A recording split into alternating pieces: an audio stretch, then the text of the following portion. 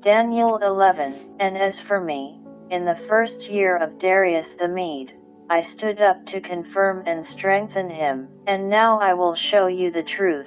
Behold, 3 more kings shall arise in Persia, and a 4th shall be far richer than all of them, and when he has become strong through his riches, he shall stir up all against the kingdom of Greece.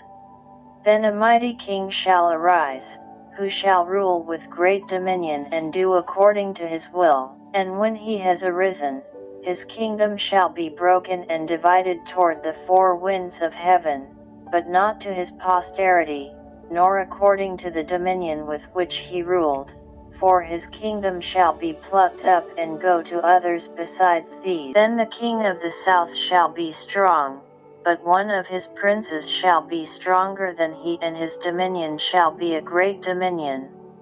After some years they shall make an alliance, and the daughter of the king of the south shall come to the king of the north to make peace, but she shall not retain the strength of her arm, and he and his offspring shall not endure, but she shall be given up, and her attendants, her child, and he who got possession of her.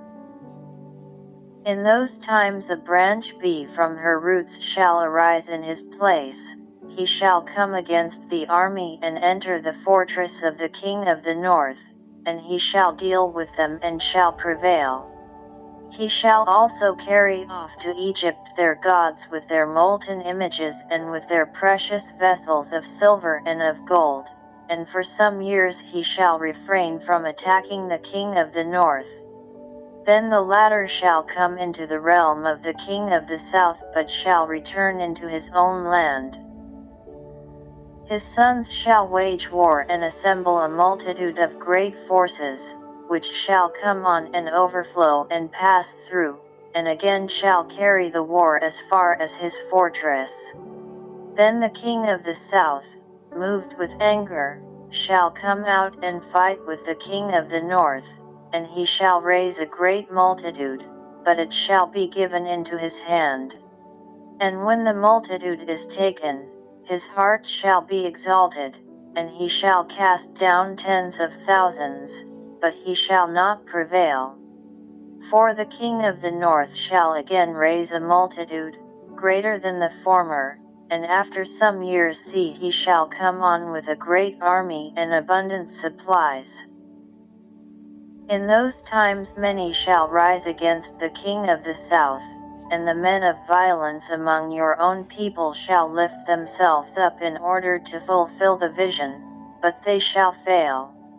Then the king of the north shall come and throw up siege works, and take a well-fortified city. And the forces of the south shall not stand, or even his picked troops, for there shall be no strength to stand. But he who comes against him shall do according to his own will, and none shall stand before him, and he shall stand in the glorious land, and all of it shall be in his power. He shall set his face to come with the strength of his whole kingdom, and he shall bring terms of peace and perform them. He shall give him the daughter of women to destroy the kingdom, but it shall not stand or be to his advantage. Afterward he shall turn his face to the coastlands, and shall take many of them, but a commander shall put an end to his insolence. Indeed, if he shall turn his insolence back upon him, then he shall turn his face back toward the fortresses of his own land, but he shall stumble and fall, and shall not be found. Then shall arise in his place one who shall send an exactor of tribute through the glory of the kingdom, but within a few days he shall be broken, neither in anger nor in battle. In his place shall arise a contemptible person to whom royal majesty has not been given. He shall come in without warning and obtain the kingdom by flatteries. Armies shall be utterly swept away before him and broken, and the prince of the covenant also. And from the time that an alliance is made with him he shall act deceitfully, and he shall become strong with a small people. Without warning he shall come into the richest parts of the province, and he shall do what neither his fathers nor his fathers' fathers have done, scattering among them plunder, spoil, and goods. He shall devise plans against strongholds, but only for a time. And he shall stir up his power and his courage against the king of the south with a great army, and the king of the south shall wage war with an exceedingly great and mighty army, but he shall not stand, for plots shall be devised against him.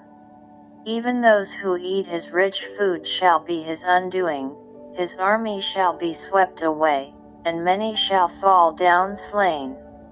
And as for the 2 kings, their minds shall be bent on mischief, they shall speak lies at the same table, but to no avail, for the end is yet to be at the time appointed. And he shall return to his land with great substance, but his heart shall be set against the holy covenant. And he shall work his will, and return to his own land. At the time appointed he shall return and come into the south, but it shall not be this time as it was before. 4 ships of Kittim shall come against him, and he shall be afraid and withdraw, and shall turn back and be enraged and take action against the holy covenant. He shall turn back and give heed to those who forsake the holy covenant. Forces from him shall appear and profane the temple and fortress, and shall take away the continual burnt offering. And they shall set up the abomination that makes desolate. He shall seduce with flattery those who violate the covenant, but the people who know their God shall stand firm and take action. And those among the people who are wise shall make many understand, though they shall fall by sword and flame, by captivity and plunder, for some days. When they fall, they shall receive a little help. And many shall join themselves to them with flattery, and some of those who are wise shall fall, to refine, and to cleanse them and to make them white, until the time of the end, for it is yet for the time appointed. And the king shall do according to his will, he shall exalt himself and magnify himself above every god, and shall speak astonishing things against the God of gods. He shall prosper till the indignation is accomplished, for what is determined shall be done. He shall give no heed to the gods of his fathers, or to the one beloved by women, he shall not give heed to any other god, for he shall magnify himself above all. He shall honor the God of fortresses instead of these, a God whom his fathers did not know he shall honor with gold and silver, with precious stones and costly gifts. He shall deal with the strongest fortresses by the help of a foreign god, those who acknowledge him he shall magnify with honor. He shall make them rulers over many and shall divide the land for a price. The time of the end. At the time of the end the king of the south shall attack him, but the king of the north shall rush upon him like a whirlwind, with chariots, and horsemen, and with many ships, and he shall come into countries and shall overflow and pass through. He shall come into the glorious land. And tens of thousands shall fall, but these shall be delivered out of his hand, Edom and Moab and the main part of the Ammonites. He shall stretch out his hand against the countries, and the land of Egypt shall not escape. He shall become ruler of the treasures of gold and of silver, and all the precious things of Egypt, and the Libyans and the Ethiopians shall follow in his train. But tidings from the east and the north shall alarm him, and he shall go forth with great fury to exterminate and utterly destroy many. And he shall pitch his palatial tents between the sea and the glorious holy mountain, yet he shall come to his end, with none to help him. Daniel 12, the resurrection of the dead. At that time shall arise Michael, the great prince who has charge of your people. And there shall be a time of trouble, such as never has been since there was a nation till that time, but at that time your people shall be delivered, every one whose name shall be found written in the book. And many of those who sleep in the dust of the earth shall awake, some to everlasting life, and some to shame and everlasting contempt. And those who are wise shall shine like the brightness of the firmament, and those who turn many to righteousness, like the stars forever and ever. But you, Daniel, shut up the words, and seal the book, until the time of the end. Many shall run to and fro, and knowledge shall increase. Then I Daniel looked, and behold, two others stood, one on this bank of the stream and one on that bank of the stream. And I said to the man clothed in linen, who was above the waters of the stream, how long shall it be till the end of these wonders? The man clothed in linen, who was above the waters of the stream, raised his right hand and his left hand toward heaven, and I heard him swear by him who lives forever that it would be for a time, 2 times, and half a time, and that when the shattering of the power of the holy people comes to an end all these things would be accomplished. I heard, but I did not understand. Then I said, O my Lord, what shall be the issue of these things? He said, Go your way, Daniel, for the words are shut up and sealed until the time of the end. Many shall purify themselves, and make themselves white, and be refined, but the wicked shall do wickedly, and none of the wicked shall understand, but those who are wise shall understand. And from the time that the continual burnt offering is taken away, and the abomination that makes desolate is set up, there shall be 1,290 days. Blessed is he who waits and comes to the 1,335 days. But go your way till the end, and you shall rest, and shall stand in your allotted place at the end of the days. Daniel 13. Susanna's beauty attracts 2 elders. There was a man living in Babylon whose name was Joachim. And he took a wife named Susanna, the daughter of Hilkiah, a very beautiful woman and one who feared the Lord. Her parents were righteous, and had taught their daughter according to the law of Moses. Joachim was very rich, and had a spacious garden adjoining his house, and the Jews used to come to him because he was the most honored of them all. In that year 2 elders from the people were appointed as judges. Concerning them the Lord had said, Iniquity came forth from Babylon, from elders who were judges, who were supposed to govern the people. These men were frequently at Joachim's house, and all who had suits at law came to them. When the people departed at noon, Susanna would go into her husband's garden to walk. The 2 elders used to see her every day, going in and walking about, and they began to desire her.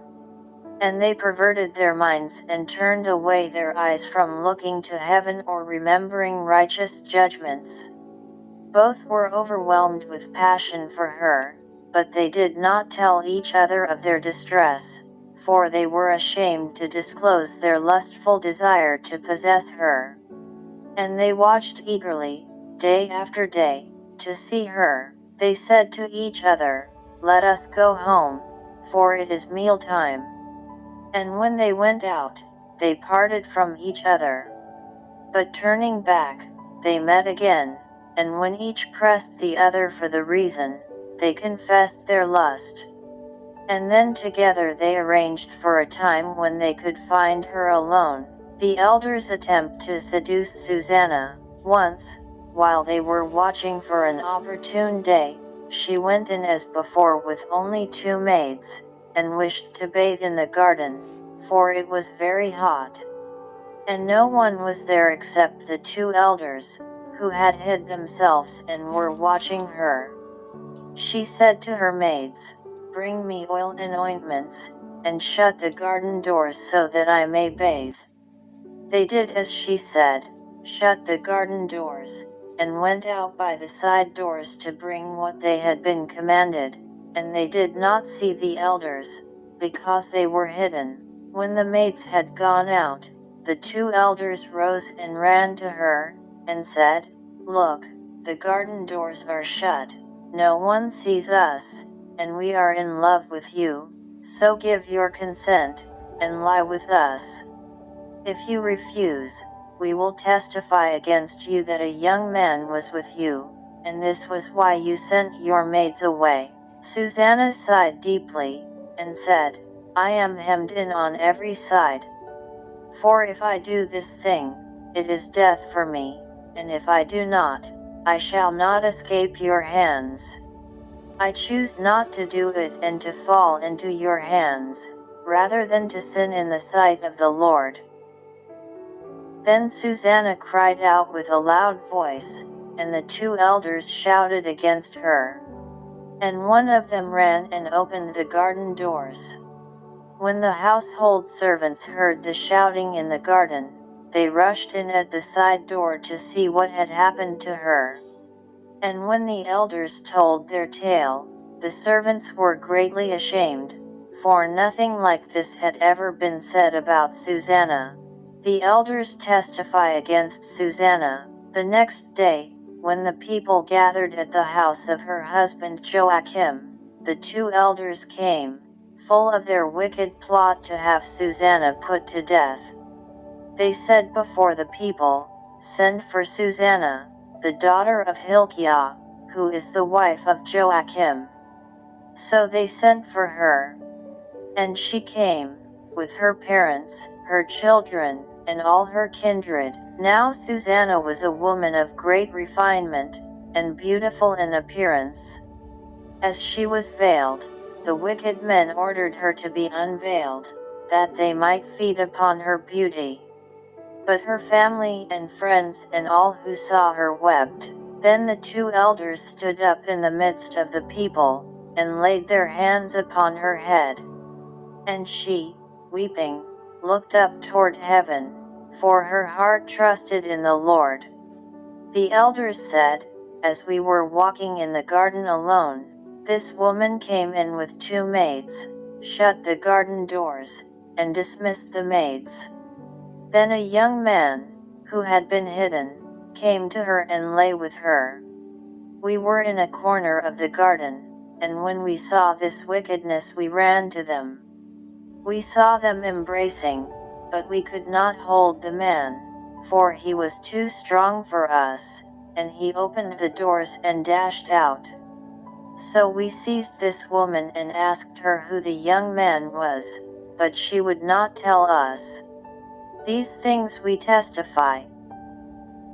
The assembly believed them, because they were elders of the people and judges, and they condemned her to death.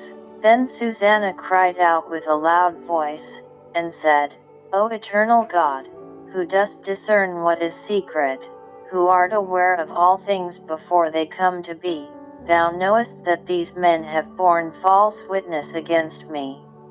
And now I am to die. Yet I have done none of the things that they have wickedly invented against me." The Lord heard her cry. And as she was being led away to be put to death, God aroused the Holy Spirit of a young lad named Daniel, and he cried with a loud voice, "I am innocent of the blood of this woman." Daniel rescues Susanna. All the people turned to him, and said, "What is this that you have said?" Taking his stand in the midst of them, he said, "Are you such fools, you sons of Israel? Have you condemned a daughter of Israel without examination and without learning the facts? Return to the place of judgment. For these men have borne false witness against her." Then all the people returned in haste. And the elders said to him, "Come, sit among us and inform us, for God has given you that right." And Daniel said to them, "Separate them far from each other, and I will examine them." When they were separated from each other, he summoned one of them and said to him, "You old relic of wicked days, your sins have now come home, which you have committed in the past, pronouncing unjust judgments, condemning the innocent and letting the guilty go free, though the Lord said, 'Do not put to death an innocent and righteous person.' Now then, if you really saw her, tell me this. Under what tree did you see them being intimate with each other?" He answered, "Under a mastic tree." And Daniel said, "Very well. You have lied against your own head, for the angel of God has received the sentence from God and will immediately cut you in two." Then he put him aside, and commanded them to bring the other. And he said to him, "You offspring of Canaan and not of Judah, beauty has deceived you and lust has perverted your heart. This is how you both have been dealing with the daughters of Israel, and they were intimate with you through fear, but a daughter of Judah would not endure your wickedness. Now then, tell me, under what tree did you catch them being intimate with each other?" He answered, "Under an evergreen oak." And Daniel said to him, "Very well. You also have lied against your own head, for the angel of God is waiting with his sword to saw you in two, that he may destroy you both." Then all the assembly shouted loudly and blessed God, who saves those who hope in him. And they rose against the two elders, for out of their own mouths Daniel had convicted them of bearing false witness, and they did to them as they had wickedly planned to do to their neighbor, acting in accordance with the law of Moses, they put them to death. Thus innocent blood was saved that day. And Hilkiah and his wife praised God for their daughter Susanna, and so did Joachim her husband and all her kindred, because nothing shameful was found in her. And from that day onward Daniel had a great reputation among the people. Daniel 14, Daniel and the priests of Bel. When King Astyages was laid with his fathers, Cyrus the Persian received his kingdom. And Daniel was a companion of the king, and was the most honored of his friends. Now the Babylonians had an idol called Bel, and every day they spent on it 12 bushels of fine flour and 40 sheep and 50 gallons of wine. The king revered it and went every day to worship it. But Daniel worshipped his own God. And the king said to him, "Why do you not worship Bel?" He answered, "Because I do not revere man-made idols, but the living God, who created heaven and earth and has dominion over all flesh." The king said to him, "Do you not think that Bel is a living God? Do you not see how much he eats and drinks every day?" Then Daniel laughed, and said, "Do not be deceived, O king, for this is but clay inside and brass outside, and it never ate or drank anything." Then the king was angry, and he called his priests and said to them, "If you do not tell me who is eating these provisions, you shall die. But if you prove that Bel is eating them, Daniel shall die, because he blasphemed against Bel." And Daniel said to the king, "Let it be done as you have said." Now there were 70 priests of Bel, besides their wives and children. And the king went with Daniel into the temple of Bel. And the priests of Bel said, "Behold, we are going outside, you yourself, O king, shall set forth the food and mix and place the wine, and shut the door and seal it with your signet. And when you return in the morning, if you do not find that Bel has eaten it all, we will die, or else Daniel will, who is telling lies about us." They were unconcerned, for beneath the table they had made a hidden entrance, through which they used to go in regularly and consume the provisions. When they had gone out, the king set forth the food for Bel. Then Daniel ordered his servants to bring ashes, and they sifted them throughout the whole temple in the presence of the king alone. Then they went out, shut the door and sealed it with the king's signet, and departed. In the night the priests came with their wives and children, as they were accustomed to do, and ate and drank everything. Early in the morning the king rose and came, and Daniel with him. And the king said, "Are the seals unbroken, Daniel?" He answered, "They are unbroken, O king." As soon as the doors were opened, the king looked at the table, and shouted in a loud voice, "You are great, O Bel, and with you there is no deceit, none at all." Then Daniel laughed, and restrained the king from going in, and said, "Look at the floor, and notice whose footsteps these are." The king said, "I see the footsteps of men and women and children." Then the king was enraged, and he seized the priests and their wives and children, and they showed him the secret doors through which they were accustomed to enter and devour what was on the table.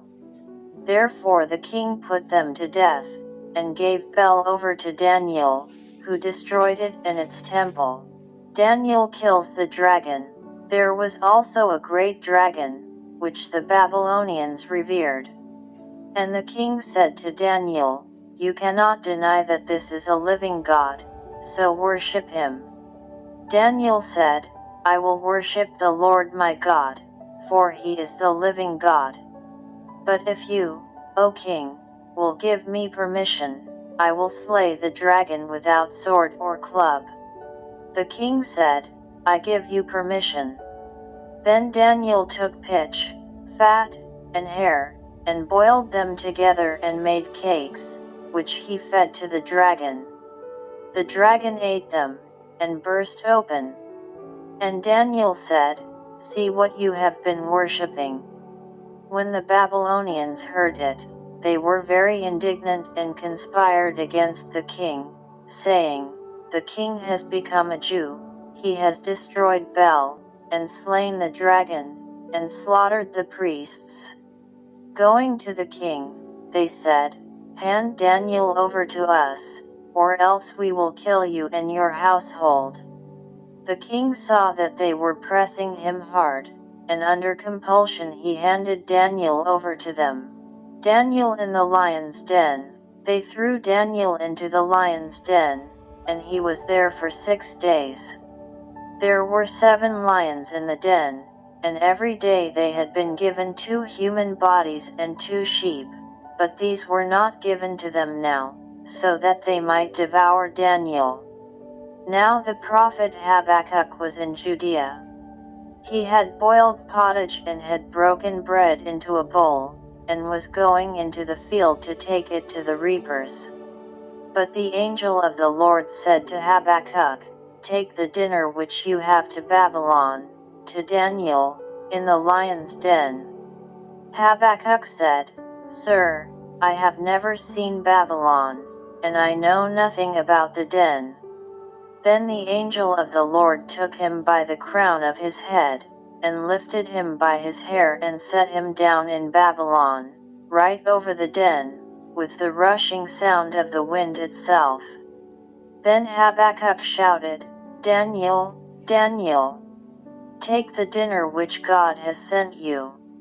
And Daniel said, "Thou hast remembered me, O God, and hast not forsaken those who love thee."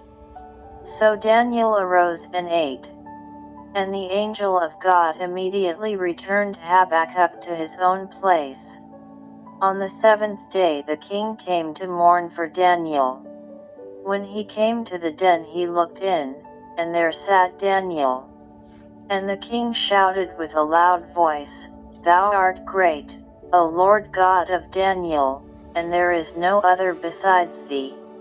And he pulled Daniel out, and threw into the den the men who had attempted his destruction, and they were devoured immediately before his eyes.